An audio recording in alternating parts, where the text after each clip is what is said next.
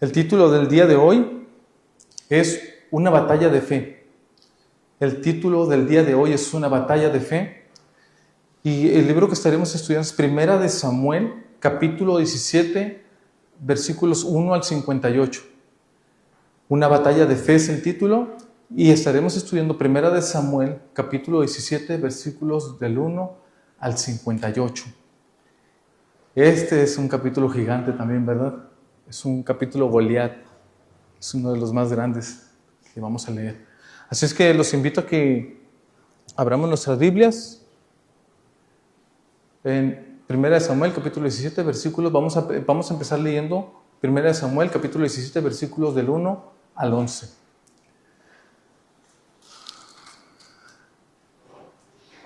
Los filisteos juntaron sus ejércitos para la guerra y se congregaron en Soco, que es de Judá, y acamparon entre Soco y Azeca, en Efes-Damim.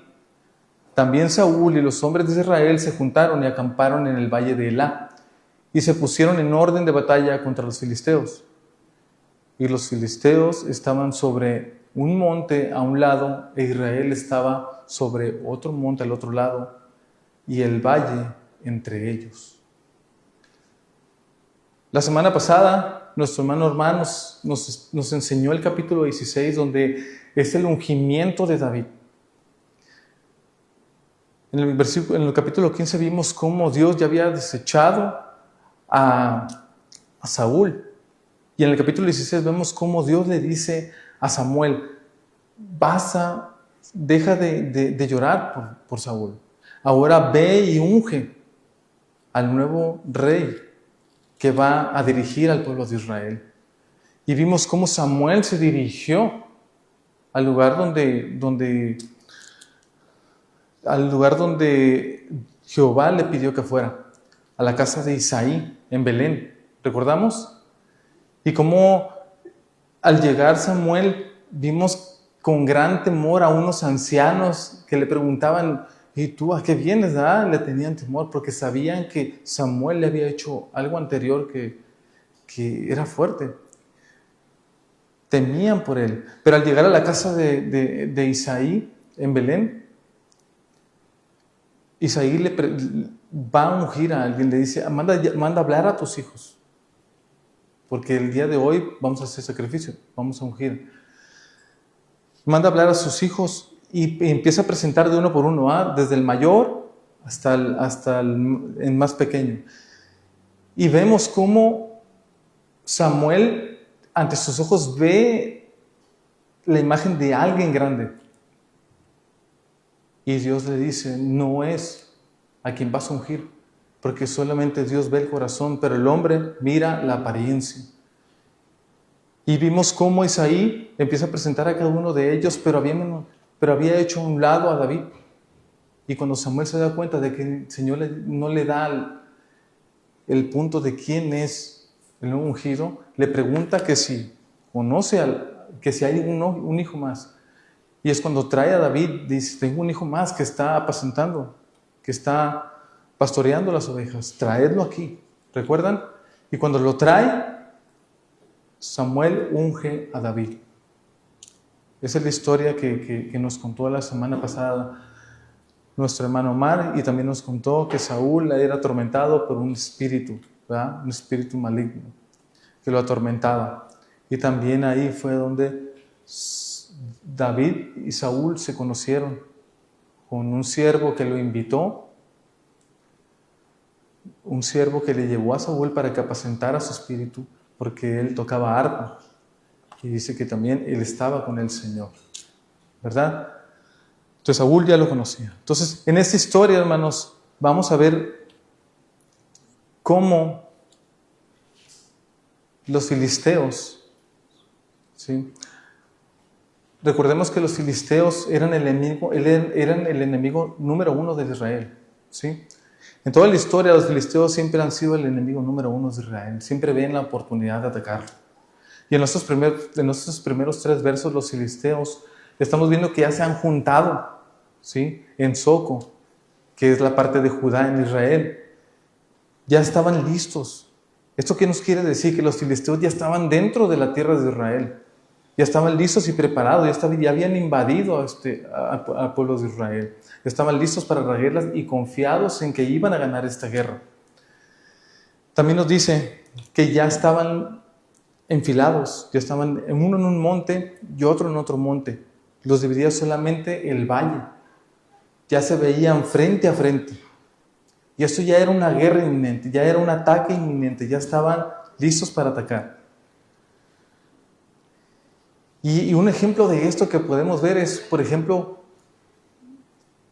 qué tan cercano estaban listos para el ataque, que es como cuando usted ya entra a su habitación y pone en la televisión una película y ya sabe que a las 8 empieza la novela de su esposa, ¿verdad?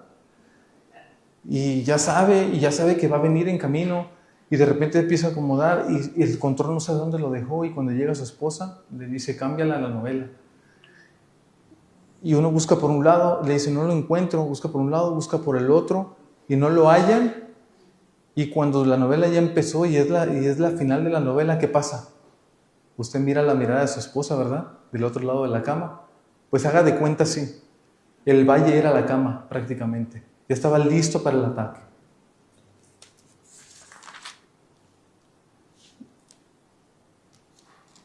Ahora nos dicen que al estar frente a frente salió entonces, vamos a leer los versículos 4, acompáñenme a leer los versículos del 4 al 7.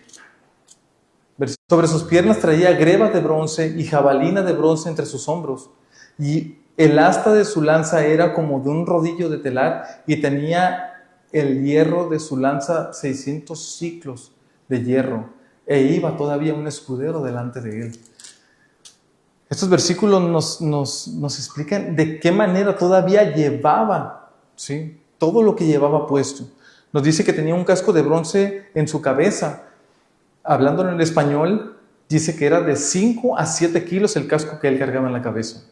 Una cota de malla, o sea, una armadura completa, la que se mira ahí, como tipo malla, que era que lo protegía del pecho, que pesaba 57 kilos. También dice que llevaba una greba de bronce de 10 kilos y unas espinilleras las grebas eran unas espinilleras, me doy cuenta que tapaban todo desde la rodilla hasta abajo y cada una medía de 10 a 15 kilos y una jabalina de bronce entre sus hombros de 3 a 4 kilos sobre sus hombros. Y eso nos dice que esta no era la lanza principal. La lanza principal dice que era un arma, esa jabalina era una arma de repuesto. La lanza principal dice que era como un rodillo de telar. Era como, bueno, no como mi brazo porque está muy delgado, pero era un poquito más grueso todavía, de ese grosor en la lanza. Y dice que la punta de la lanza pesaba, solamente la punta, dice que pesaba de 15 a 20 kilos. Prácticamente estábamos viendo un tanque de guerra. Yo pienso que los que inventaron el tanque de guerra, esa fue la primera imagen que pusieron. Entonces, prácticamente era un monstruo que se iba a enfrentar a ese pueblo de Israel. Nos podemos imaginar, y yo me imagino, si tan solo en las películas me asustan, ahora de frente, imagínense. Y este gigante filisteo nos dice que se adelantó y empezó a gritar, y empezó a dar grandes gritos. De hecho, lo vamos a continuar estudiando en el versículo del 8 al 11, lo vamos a leer. Del 8 al 11. Acompáñame a leer los versículos del 8 al 11. Y se paró y dio voces a los escuadrones de Israel diciendo: ¿para qué os habéis puesto en orden de batalla? ¿No soy yo el filisteo y vosotros siervos de Saúl? Escoged entre vosotros un hombre que venga contra mí. Si él pudiere pelear conmigo y me venciere, nosotros seremos vuestros siervos.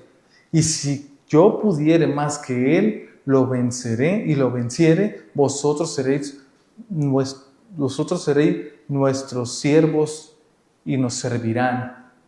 Y añadió el filisteo: hoy yo he desafiado al campamento de Israel, dame un hombre que pelee conmigo. Oyendo Saúl y todo Israel estas palabras del filisteo, se turbaron y tuvieron gran miedo. Imaginarnos que este filisteo, con esa armadura tan pesada, bien cubierto, se iba a poner delante del pueblo de Israel, provocándolos y así también provocar a grandes voces un temor. Y les decía, ¿no soy yo el filisteo y ustedes siervos de Saúl? ¿Ustedes creen que Goliat no conocía al Dios de Israel? Recordemos que él tenía a su Dios. Recordemos que esta batalla siempre ha estado conectada. Él estaba humillando primeramente a su Dios del pueblo de Israel. Y ahora él les decía, no, yo soy un filisteo, decían, ustedes son siervos de Saúl. Como diciéndoles, ustedes no son guerreros, no son un ejército para nosotros. Solamente son trabajadores de Saúl que vienen a enfrentarnos a nosotros. La batalla está perdida, pero les daremos una oportunidad. Él decía, pase uno conmigo y el que me venciere, seremos sus siervos.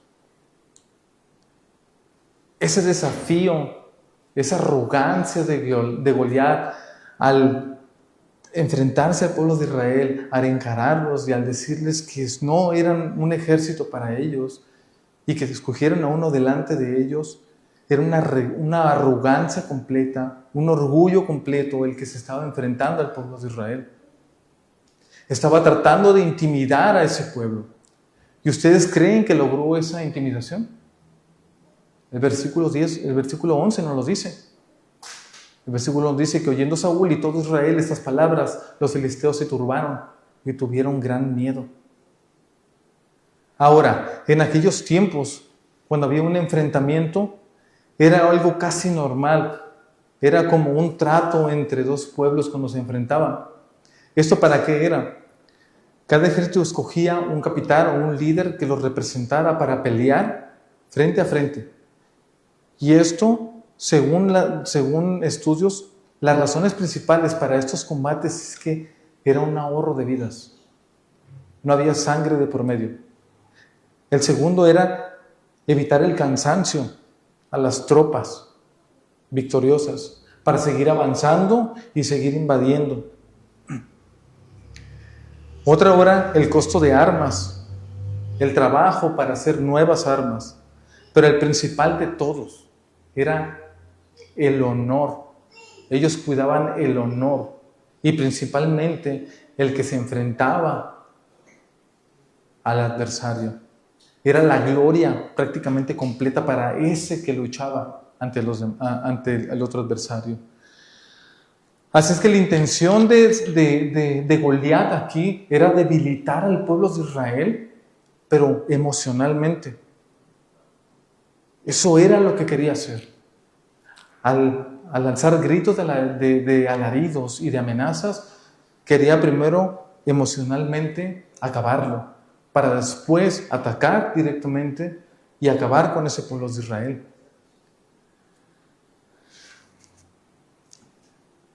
Nos dice que él seguía amenazando al pueblo. Seguía desafiando cada vez durante 40 días, pero eso lo veremos más adelante. Ahora, imaginarnos que el pueblo de Israel, anteriormente, capítulos atrás, habíamos visto que ellos habían pedido un rey, ¿recuerdan? Y recuerden que su rey era sobresaliente más a todos los demás. Ellos estaban contentísimos, estaban orgullosos del rey que les había puesto el Señor. Cuando sabemos que el Señor no quería ponerles un rey porque Él era su rey. Ese era el pecado que estaba cargando Israel. Dios era su rey, pero ellos decidieron escoger un rey que los representara terrenalmente, ser como las demás naciones. Y ahora el rey, el que era más alto, más imponente de todos, estaba aterrado, estaba temeroso. Me imagino al pueblo de Israel viendo a su rey frente a ellos, de gran altura, no tan grande como el gigante, y verlo tener miedo, verlo aterrado. Ahora imagínense cómo el pueblo de Israel se debe haber sentido. O sea, es como cuando vas a jugar fútbol y ves a tu mejor jugador corriendo y lo ves cansado y empiezas a debilitar el equipo porque ya no sabes quién más, si lo sacan, ¿qué vamos a hacer? Cuando vemos el juego de la selección, ¿verdad? No saques a Quiñones, ¿verdad? Y pensamos que ahora quién va a meter el gol. Entonces, esto era lo mismo que estaba pasando al pueblo de Israel. El temor los estaba consumiendo. El problema era que Saúl ya no tenía a Dios en su corazón. Ese era el verdadero problema. Su arrogancia, su egoísmo, todo estaba teniendo consecuencias hasta a este ejército y a este pueblo de Israel. Podemos ver una muestra de que un jefe de casa, un jefe de trabajo, puede cometer un error y llevarse a todos los demás, como dicen muchos, ¿no?, entre los pies.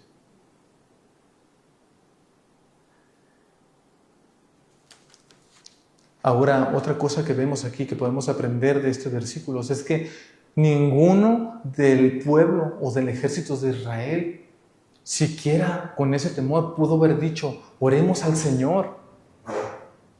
Nadie solicitó o pidió, o uno solo arrodillarse para pedir ayuda al Señor.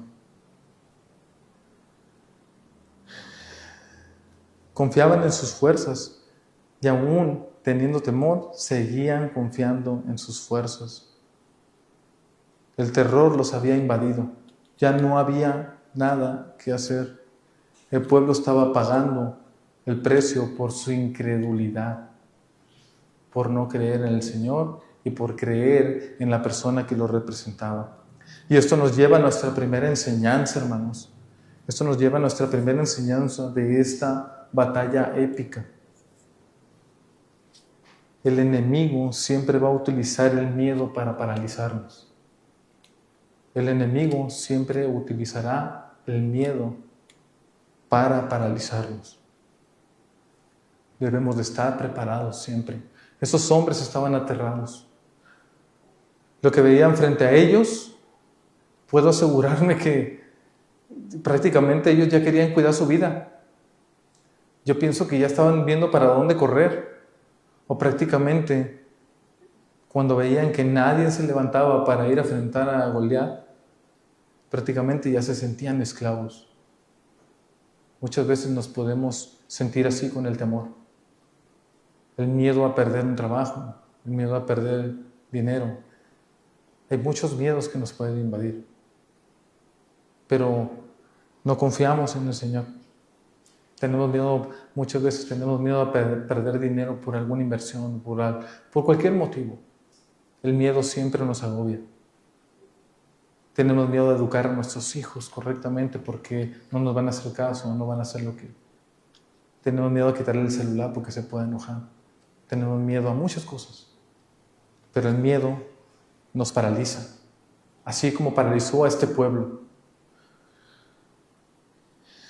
Muchas veces en nuestra dureza seguimos pensando y seguimos buscando y tratando de sacar de nuestras fuerzas para tratar de solucionar las cosas. Seguimos peleando con nosotros, aún con el temor seguimos viendo cómo solucionar las cosas, cómo solucionar nuestros problemas personales, cómo solucionar nuestros problemas familiares o emocionales.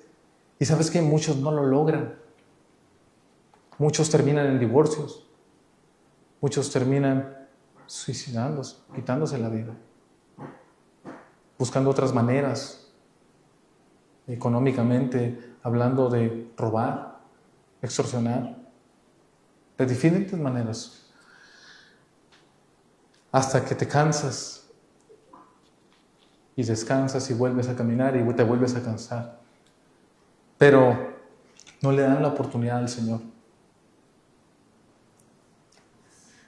Un ejemplo de esto, de que podemos ver, es que no le damos esa oportunidad al Señor, de que Él puede ayudarnos, de que Él puede seguir levantándonos con su palabra. Y un ejemplo de ellos es, por ejemplo, cuando pierdes tus llaves. El Señor te conoce. El Señor conoce cuál es tu problema y tú no te arrodillas ante Él. Un ejemplo de eso es cuando pierdes tus llaves y estás en tu casa buscando las llaves y sabes que van a salir de urgencia. Voy a salir de urgencia. Y tu esposa ya está lista y tú estás listo y tú no le dices a tu esposa nada porque tienes miedo a que te diga algo, ¿verdad? Y empiezas a buscar y no encuentras. Hasta que por fin dices, esposa, no encuentro las llaves. Pero ¿sabes qué? La ayuda idónea es ella. Ella te conoce, ella sabe cuáles son los lugares donde tú empiezas a guardar cosas. Y ese lugar donde tú no buscaste, ese lugar, ella es donde ella fue paso a paso y encontró, porque ella te conoce. Así nos conoce el Señor. Él nos conoce desde antes de la fundación del mundo. Así es que vamos a seguir estudiando, hermanos. Los invito a que me acompañen en los versículos del 12 al 15. Vamos a seguir estudiando versículos de 12 al 15. Y nos dice la palabra del Señor que, y David era hijo de aquel hombre efrateo de Belén de Judá, cuyo nombre era Isaí, el cual tenía 8 hijos. Y en el tiempo de Saúl este hombre era viejo y de gran edad entre los hombres. Aquí nos presenta nuevamente el autor de la palabra del Señor, que David era hijo de aquel efrateo, ya nos lo habían presentado, ¿recuerdan? De Belén de Judá. Y nos dice que Isaí tenía 8 hijos. Isaí era un hombre viejo, y es por eso que vemos que aquí Isaí no está en esa batalla, porque recordemos que en las batallas había una edad entre 20 y 40 años. Por eso es que David también no lo vemos en esa batalla, porque los estudiosos dicen que estaba entre los 15 y los 19 años. Y dice que este hombre tenía 3 hijos mayores, que habían ido a seguir a Saúl a la guerra, y los nombres de sus 3 hijos que habían ido a la guerra eran Eliab, el primogénito, el segundo Abinadab y el tercero Samá. Y David era el menor.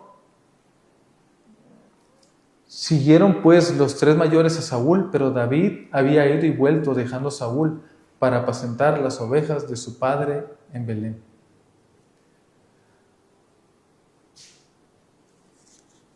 Este joven efrateo que hoy nos vuelve a presentar, el Señor, nos dice que era uno de los 8 hijos de Isaí. Mientras los hijos mayores habían ido a la guerra confiando en sus fuerzas y estaban en una edad en la que ya tenían que ir a la guerra, David estaba siendo capacitado en aquel lugar. Estaba siendo capacitado, pero también tenía una labor. Él tenía que ir con el rey a tocar el arpa, a tocar música. ¿Para qué? Para calmar el espíritu atormentador que tenía este rey. Estamos hablando que David fue a atender al rey, pero nunca desatendió a las ovejas, nunca desatendió ese rebaño. Y esto nos enseña algo muy importante, hermanos. Esto nos enseña que David siempre tuvo la presencia del Señor y confiaba en Él. Él nunca dejó de atender, porque él sabía que el Señor estaba haciendo algo en él, dentro de su corazón. Aparte, él sabía y conocía sus ovejas. Él sabía cuál era la traviesa, la distraída, la que se perdía, sabía dónde encontrarla. E incluso era el que las defendía de cualquier ataque que tuviera. Y esto nos lleva a una enseñanza muy importante, que es: Dios nos capacita. Aún nosotros tengamos otras labores dentro de la iglesia, con tu familia, en tu iglesia, donde quiera que estés, Dios te capacita. Mientras estés en Dios te da la capacidad, la capacitación para salir adelante. Y esto nos enseña que debemos de darle siempre un lugar al Señor. No menospreciar todo lo que el Señor pone delante de nosotros. Ahora, en los siguientes versos, vamos a leer los siguientes versos, del 16 al 26, donde Dios ha preparado algo providencial. Viene preparando un suceso muy importante para el pueblo de Israel, de un daño que ocasionaría un desastre completo en el pueblo de Israel. Los invito a que vamos a leer versículos 16 al 26. Versículos 16 al 26. Venía pues aquel filisteo por la mañana y por la tarde, y así lo hizo durante 40 días. Y dijo Isaí a David, su hijo: toma ahora para tus hermanos una efa de este grano tostado, y estos 10 panes, y llévalo pronto al campamento a tus hermanos. Y estos 10 quesos de leche los llevarás al jefe de los 1000, y mira si tus hermanos están en buen estado, están buenos, y toma prendas de ellos. Y Saúl y ellos y todos los de Israel estaban en el valle de Elá peleando contra los filisteos. Se levantó pues David de mañana, y dejando las ovejas al cuidado de un guarda, se fue con su carga como Isaí le había mandado, y llegó al campamento cuando el ejército salía en orden de batalla y daba gritos de combate. Aquí nos está narrando el autor que de mañana, igualmente, otra vez durante 40 días, este filisteo salía otra vez a retar al pueblo de Israel. Seguía atormentándolos emocional y mentalmente. Seguía presionándolos para que aquel hombre que fuera valiente lo enfrentara ya. Y una preocupación que había en su del padre de David, es que no sabía cómo estaban sus hijos. Y lo manda con ofrendas, lo manda con ayuda al ejército, lo manda con comida para sus hermanos para ver cómo estaban. Y esto era algo que siempre suscitaba en esos tiempos, en esas guerras. Siempre mandaban a alguien para ver si sus hijos estaban en buen estado, y siempre pedían una prenda o algo para saber si en realidad si no los estaban engañando. Y esto es lo que tenía que llevar David. Esta era la tarea que tenía que llevar David, pero para eso tuvo que dejar sus ovejas.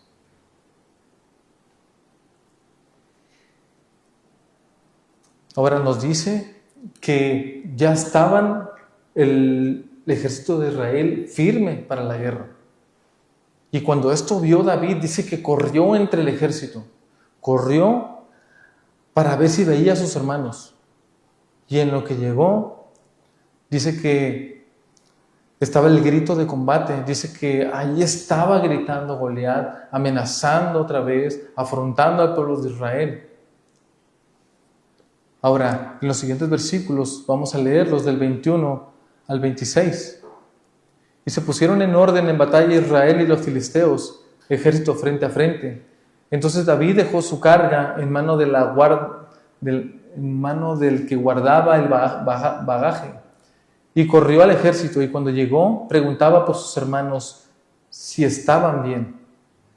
Mientras él hablaba con ellos, he aquí que un paladín que ponía en medio de los dos campamentos, que se llamaba Goliat, el filisteo de Gat, salió de entre ellos, de las filas de los filisteos, y habló las mismas palabras, y las oyó David. Y todos los varones de Israel que veían a aquel hombre que huían de su presencia, y tenían gran temor.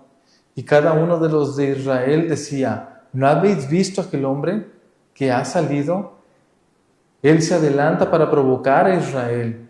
Al que venciere, el rey le enriquecerá con grandes riquezas, y le dará a su hija, y eximirá de tributos en la casa de su padre en Israel. Entonces habló David a los que estaban junto a él, diciendo: ¿qué hará al hombre que venciere a este filisteo? Y quitaré el oprobio de Israel. Porque ¿quién es este filisteo incircunciso para que provoque a los escuadrones del Dios viviente? Aquí nos está dando una explicación acerca de que el filisteo estaba retando a este pueblo de Israel. estaba otra vez ofendiendo al pueblo de Israel, y no solamente al pueblo de Israel, estaba ofendiendo al Dios de Israel. Y dice que mientras ellos hablaban, mientras el paladín gritaba, dice que entre los varones que huían temerosos, ya me los imagino cruzando de lado a lado, tenían gran temor. Y que cada uno gritaba, haber visto a ese paladín, haber visto a ese gigante. Bueno, pues dicen que si alguien venciere a él, que tendrá riquezas, tendrá como privilegio la hija del rey, y aparte no pagará impuestos. Entonces dice que David, al estar oyendo esto, dice que preguntaba, ¿sí es cierto que esto es lo que dará el rey? Y la gente le afirmaba, pero él diciendo, ¿quién quitará el oprobio de Israel? ¿Quién quitará? ¿Quién es este filisteo incircunciso? ¿Quién es este filisteo? ¿Quién es este hombre que no es de Dios? Que venga aquí y provoque a los escuadrones del Dios viviente. Esa fe que mostraba, ese coraje que mostraba David. Recordemos que en los capítulos anteriores vimos que vino el Espíritu de Dios sobre David. Porque David tenía esa comunión con el Señor. Porque David tenía ese corazón de Jehová.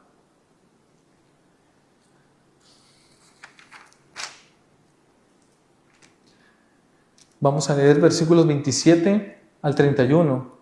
Y el pueblo respondió las mismas palabras diciendo, así se hará al hombre que le venciere. Y oyendo hablar Eliab a su hermano mayor con aquellos hombres, se encendió con ira contra David y dijo, ¿para qué has descendido acá? ¿Y a quién has dejado aquellas pocas ovejas en el desierto?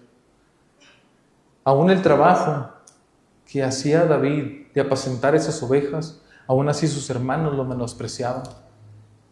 No podían ver el trabajo que Dios estaba haciendo con David. David iba a dirigir no solamente esas ovejas que estaba apacentando, sino que iba a dirigir próximamente ya un gran pueblo. Era una prueba que David estaba pasando, y era una prueba que estaremos viendo. Esta prueba, David, que estaba pasando, también podemos verla cuando nos dice que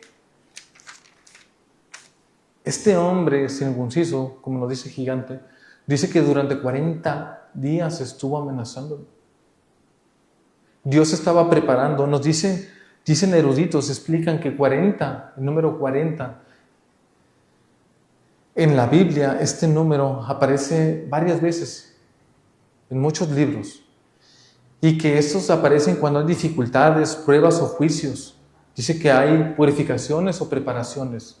Y en este libro estamos viendo que el número 40, en 40 días, Dios estaba preparando a David para gobernar este pueblo. Estaba preparando a David para guiar a este pueblo, el pueblo de Israel. Y es por eso que el Señor puso en su tiempo a David.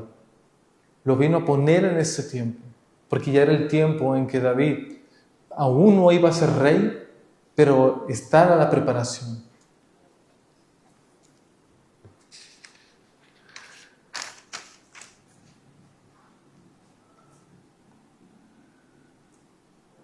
Ahora nos dice aquí que David ya había sido juzgado por sus hermanos, ya había sido apuntado por ellos. Por ejemplo, nos dice, David respondió cuando le empiezan a decir que era soberbia y orgullo el venir a ver la guerra o cómo estábamos. Dice que le dijo, ¿y ahora qué? ¿Qué he hecho yo ahora? O sea que David ya había sido juzgado anteriormente por sus hermanos. Y esto nos habla acerca de que David estaba siendo preparado a pesar de las dificultades que había en su casa, en su hogar, a pesar del menosprecio que tenían sobre él. Vamos a leer versículos del 31 al 37. Y fueron oídas las palabras que David había dicho, y las refirieron delante de Saúl, y él lo hizo venir, y dijo David a Saúl, no desmaye el corazón de ninguno a causa de él, tu siervo irá, peleará contra este filisteo. Y dijo Saúl a David, no podrás tú ir contra a aquel filisteo para pelear con él, porque tú eres muchacho y él un hombre de guerra desde su juventud. David respondió a Saúl: tu siervo era pastor de las ovejas de su padre, y cuando venía un león o un oso y tomaba alguno cordero de la manada, salía yo tras él y lo hería, y lo libraba de su boca, y se levantaba contra mí, y yo le echaba mano de la quijada, y lo hería y lo mataba. Fue ese león, fue ese oso, tu siervo lo mataba, y este filisteo incircunciso será como uno de ellos, porque ha provocado al ejército de Dios viviente. Añadió David: Jehová me ha librado de las garras del león, de las garras del oso. Él también me librará de la mano del filisteo. Y dijo Saúl a David: ve, y Jehová esté contigo. Aquí nos narra cómo David estaba siendo preparado, cómo David estaba siendo capacitado, enfrentando dificultades grandes. ¿Para qué? Para cuidar a esas ovejas. Algo que Saúl ya no tenía. Recordemos anteriormente cuando Saúl había sido escogido y ungido por el pueblo de Israel, pero por Samuel. Recordemos que de él también llegó un espíritu del Señor. ¿Recuerdan? Y había tomado valentía para atacar, para estar en guerra. Mas sin embargo aquí vemos que Saúl ya no tiene ni siquiera una esperanza de fe. Ya no tiene nada, está vacío. Solamente, como decía un hermano antes, es como un bulto caminando. Prácticamente ya no tenía nada dentro de él, ni siquiera esperanza en alguien más, porque ya no tenía a Jehová en su corazón. David, en el tiempo que ha estado aquí apacentando las ovejas y todos esos conflictos que ha pasado, David siempre ha creído en Dios en su corazón, siempre ha creído que Dios ha estado con él, que Dios siempre lo ha respaldado y que Él es el que lo sostendría siempre. ¿Quién es el que lo sostendría a cada momento? Y esa es una fe viva, es una fe evidente, porque la fe viva es la que te fortalece, es la que te hace permanecer con las pruebas. No se debilita y no teme, sigue adelante. La fe viva también es un compromiso, hermano. Y los compromisos siempre se mantienen, aunque las circunstancias cambien y aunque parezca que la prueba es dura, la fe te mantiene firme adelante. Y es aquí donde nos lleva a nuestra siguiente enseñanza. La verdadera fe te mantiene de pie. La verdadera fe te mantiene de pie. Y agregando algo, y te hace afrontar, y te da esa fuerza para seguir. David nos ha enseñado hasta este momento que su fe vive, porque ha vivido con el Señor, porque ha convivido con Él, porque aún estando con las ovejas, Él adoraba al Señor.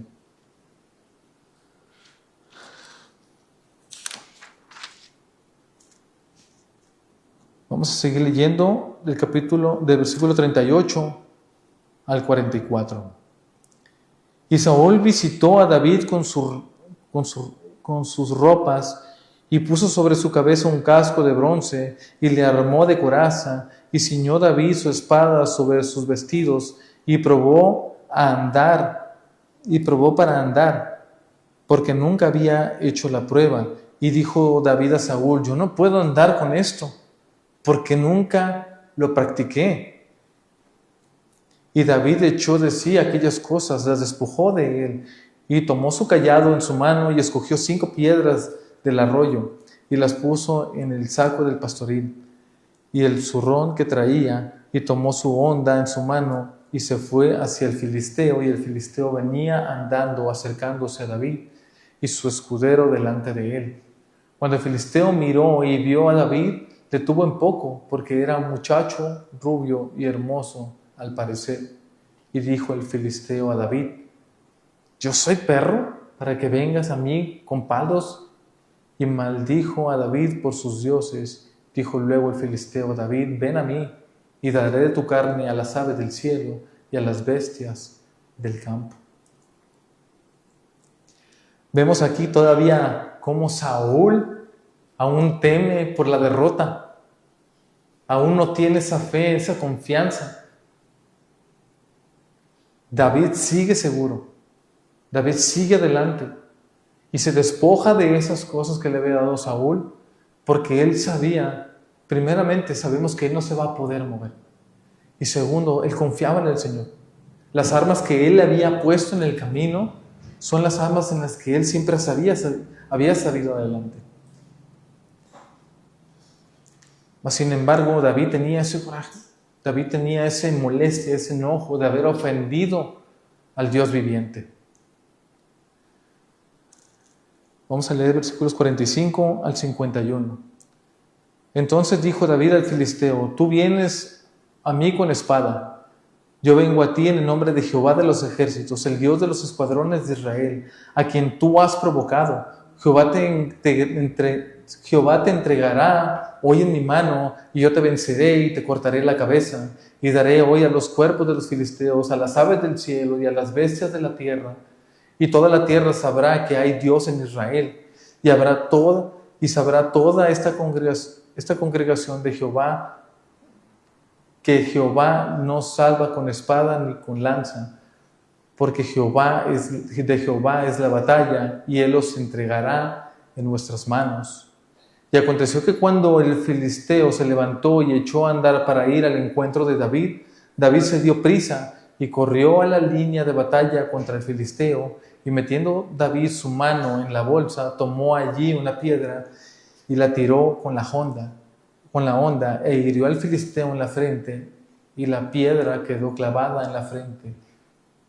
Cayó sobre el rostro en tierra, y así venció David al filisteo con honda y piedra, e hirió al filisteo y lo mató, sin tener David espada en su mano. Podemos ver en esta batalla, hermanos, desde el inicio, desde que el paladín nos empieza a enseñar, muchas veces creímos que David llevaba una ventaja de tener una lanza, de tener una honda para poder aniquilar desde distancia. Pero este paladín, cuando vimos que tenía dos lanzas, una lanza y una jabalina, y toda la armadura que tenía, nos está diciendo que esta no iba a ser un enfrentamiento mano a mano. Este gigante primero iba a atacar con lanza, de la misma manera que David lo hizo con la honda. Y esta enseñanza nos da que David siempre puso a Jehová por delante. Las palabras que Goliat había puesto amenazantes al pueblo de Israel, ahora David las usaría en contra de Goliat. Y para agregar algo más impresionante sobre la confianza de David en su fe, es esto: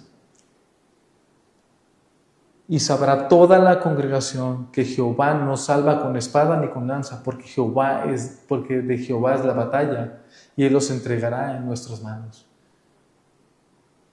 Después de esta batalla, David dice: Jehová es quien venció, yo no fui. ¿A cuántos de nosotros nos cuesta saber que cuando libramos una batalla nos decimos que Jehová es quien venció? Jehová es el vencedor. Él es el que nos libra de las batallas más feroces que podemos ver. Y aquí la enseñanza que nos da es que la batalla es de Jehová. La victoria es de Jehová. Vamos a leer los últimos versículos, hermanos. Y cuando los filisteos vieron a su paladín muerto, huyeron levantándose luego los de Israel, y los de Judá gritaron y siguieron a los filisteos hasta llegar al valle y hasta la puerta de Ecrón. Y cayeron los heridos de los filisteos por el camino de Saraim hasta Gad y Ecrón. Y volvieron los hijos de Israel a seguir tras los filisteos, y volvieron los hijos de Israel atrás otra vez. Y dice que fueron al campamento de los filisteos, y tomaron ahí y saquearon todas sus cosas. Y David tomó la cabeza del filisteo, la trajo a Jerusalén, pero las armas de él las puso en su tienda.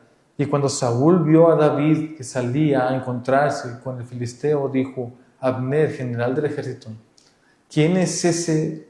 ¿De quién es hijo ese joven? Y Abner respondió: vive tu alma, oh rey, que no lo sé. Y el rey dijo: pregunta de quién es hijo ese joven. Y cuando David volvió de matar al filisteo, Abner le tomó y lo llevó delante de Saúl, teniendo a David la cabeza del filisteo en su mano. Y le dijo: Saúl, muchacho, ¿de quién eres hijo? David respondió: yo soy hijo de tu siervo Isaí Belén. Vemos cómo el pueblo de filisteos ya estaban huyendo, no iban a cumplir. ¿Vieron? No iban a cumplir, ellos ya estaban huyendo, ya no iban a ser siervos de Israel. No estaban cumpliendo el trato que se había hecho. Mas, sin embargo, la victoria ya era de Israel, pero por medio de David, por la valentía de David. Y en este mensaje, hermanos, en un resumen, ese mensaje a mí me llevó el Señor me dio entendimiento de que nosotros somos ese pueblo de Israel.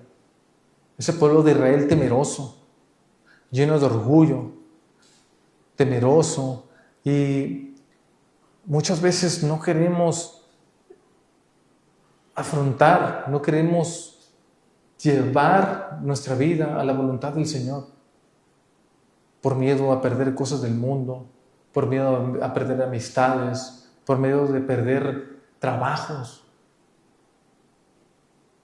Todos esos temores de perder no nos acercan al Señor, no nos acercan a Cristo. David, en esa historia, es como Cristo. Él viene a salvarnos. El Señor tuvo misericordia de ese pueblo. No merecía ese pueblo ser salvado por las consecuencias que ellos iban a tomar por aquella elección que habían hecho. Mas, sin embargo, Dios tuvo misericordia de ellos. Y Goliat es ese mundo en el que nos enfrentamos muchas veces. Muchas veces ese mundo nos da temor. Y aún seguimos aferrándonos a querer hacer las cosas por nosotros mismos. Cristo es nuestro Salvador. Todo lo que leemos en la palabra nos lleva a Cristo. Cristo es quien nos salva, quien nos limpia. Es nuestra salvación. Espero que les haya gustado la historia y yo le quiero dar gracias al Señor porque me da la oportunidad de predicar su palabra. Así es que vamos a